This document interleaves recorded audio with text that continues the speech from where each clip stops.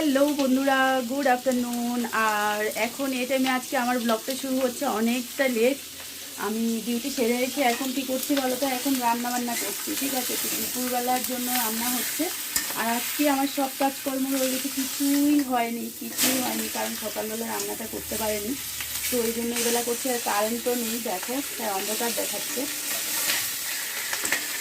তো এদিকে লাইটটা জ্বলছে না, ইনভার্টারে শুধু একটাই লাইট জ্বলছে, তার জন্য। তো এখন রান্নাবান্না করছি। মাছের মাথা, দেখো মাছের মাথা ভাজা হচ্ছে। আর এপাশেও একটা কড়াই বসালাম, কারণ একটু তাড়াতাড়ি করছি। এই যে দেখো এখানে লাউ কেটে নিয়েছি, তো লাউ দিয়ে মাছের মাথা দিয়ে হবে। ফাঁকে ভাতটা বসিয়ে গিয়ে ত্রিশুকে স্নান করালাম, ওকে স্নান করিয়ে তেল মাখিয়ে দিলাম। আর এখন এই পাশে হবে একটা শুটকির চাটনির মতো করে হবে। তো আজকে দুপুরের মেনু এই লাউ আর শুটকির চাটনি। আর দেখে কী করি। মনে হয় আর সেরকম কিছু করবো না, কারণ আমরা তো দুজনেই শুধু মা ছেলে খাবার। আর আমার মা এসেছিলো আজকে সকাল সকাল, মা চলে গেছে।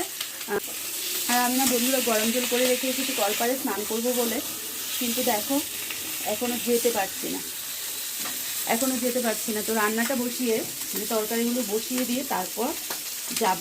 তো চলো বসিয়ে দিচ্ছি আগে।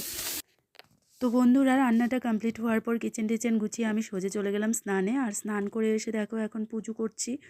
আর অনেকটাই লেট হয়ে গেছে। তো আজ কদিন ধরে তো ত্রিশুর বাবা বাড়িতে নেই, তার জন্য আমার উপর একটু কাজের লোডটা বেশিই পড়ছে। তো দেখো ও যদি বাড়িতে থাকে তাহলে সকাল সকালে আমাদের পুজো টুজো হয়ে যায়, কিন্তু এখন দেখো আমি অনেক কাজ সেরে তারপর এসেছি ঠাকুরঘরে পুজো করতে।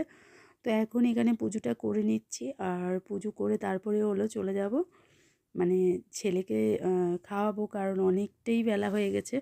আর ও বারবারই বলে যাচ্ছিলো যে ওর খিদে পেয়েছে, কিন্তু আমি বললাম যে চলো আগে পুজোটা দিয়ে নিই, তারপর কিচেনে ঢুকবো।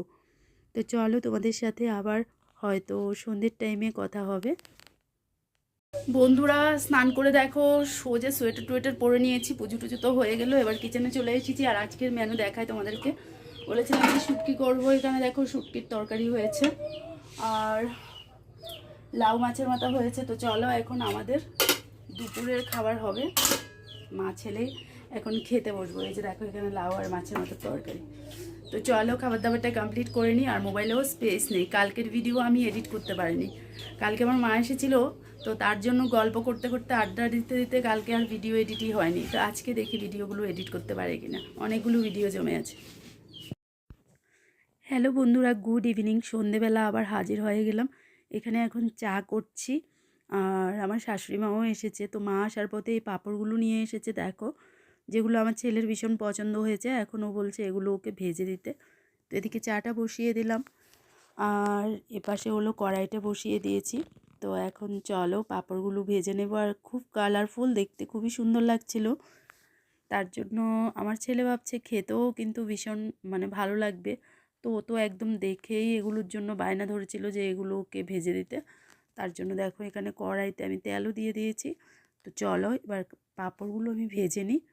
তারপর মা, আমি, ত্রিশু আমরা তিনজনে একসাথে বসে একটু চা টিফিন করবো। এই যে দেখো পাঁপড় আমার ভাজা হচ্ছে এদিকে। আর এত সুন্দর করে ভাজা হচ্ছে, দেখো পাঁপড়গুলো দেখে কি ভালো লাগছে। তো এখানে মার আর আমার চা। তারপর বন্ধুরা আবার অনেকক্ষণ বাদে আসলাম। দেখো আমাদের রাতের ডিনার হয়ে গেছে, মানে আমি আজকে খাওয়া দাওয়া করিনি রাত্রিবেলা। খেতে ইচ্ছে করছিল না, খিদে ছিল না, তাই খাইনি। কিন্তু ত্রিশুকে খাইয়ে তারপর রুমে নিয়ে আসলাম। এখন আমার ছেলেটা ঘুমিয়েও পড়েছে।